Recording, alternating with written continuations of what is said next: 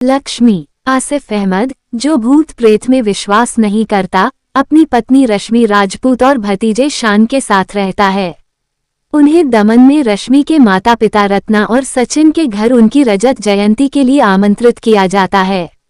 रश्मि के पिता इस जोड़े को अस्वीकार करते हैं क्योंकि रश्मि एक हिंदू, आसिफ एक मुस्लिम के साथ भाग गई थी, लेकिन उसकी मां उनके प्रति दयालु है।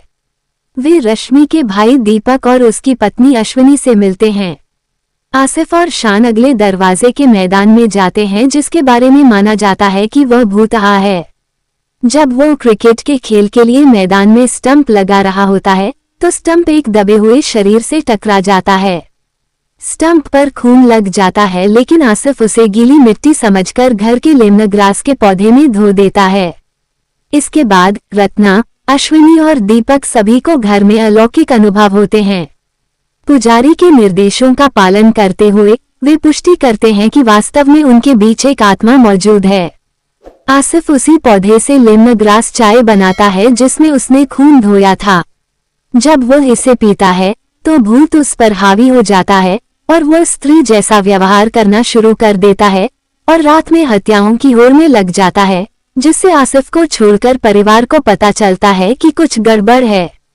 ये पता चलता है कि 3 भूतों ने उसे पकड़ रखा है, एक हिंसक ट्रांसजेंडर महिला, एक मुस्लिम आदमी और एक मानसिक रूप से विकलांग लड़का।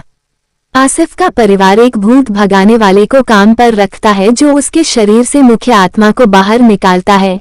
फंसकर भूत अपनी कहानी बताता है। लक्ष्मण शर्मा उर्फ लक्ष्मी को उसके माता पिता ने ट्रांसजेंडर होने के कारण बचपन में ही त्याग दिया था। उसे अब्दुल चाचा नाम के एक दयालु मुस्लिम ने गोद ले लिया, जिसका एक मानसिक रूप से विकलांग बेटा है। इस बात का अफसोस करते हुए कि वह अपने माता पिता के समर्थन की कमी के कारण डॉक्टर नहीं बन सकी, लक्ष्मी गीता नाम की एक और ट्रांसजेंडर लड़की को गोद लेती है और उसकी आर्थिक मदद करने के लिए कड़ी मेहनत करती है। जब गीता विदेश में चिकित्सा की पढ़ाई करने चली जाती है तो लक्ष्मी एक अस्पताल बनाने के लिए जमीन का एक प्लॉट खरीदती है। कुटिल विधायक गिरजा अवैध रूप से उसकी संपत्ति हड़प लेता है। जब लक्ष्मी गुस्से में गिरजा और उसकी पत्नी से भिड़ जाती है तो वे उसकी, अब्दुल चाचा और उसके बेटे की बेरहमी से हत्या कर देते हैं और शवों को लक्ष्मी की अपनी जमीन पर दफना देते हैं, जो अब बगल में है। लक्ष्मी पहले ही आसिफ को अपने कब्जे में लेकर गिरजा के गुर्गों को मार चुकी है। उसकी कहानी सुनने के बाद आसिफ को उसके लिए न्याय न मिलने पर बहुत दुख होता है, इसलिए वो अपना बदला पूरा करने के लिए स्वेच्छा से उसे एक बार फिर अपने पास आने देता है।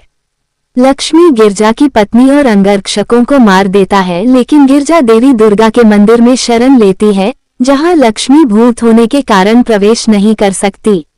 हालांकि आसिफ एक इंसान होने के नाते प्रवेश कर सकता है और गिरजा को जबरन बाहर निकालने से पहले लक्ष्मी को अपने शरीर से बाहर निकाल देता है।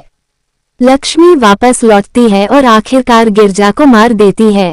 3 महीने बाद आसिफ ने लक्ष्मी के सपने के अनुसार अस्पताल का निर्माण किया। ये पता चलता है कि लक्ष्मी अब जरूरत पड़ने पर उसकी मदद करने के लिए आसिफ के शरीर में सहजीवी रूप से मौजूद है।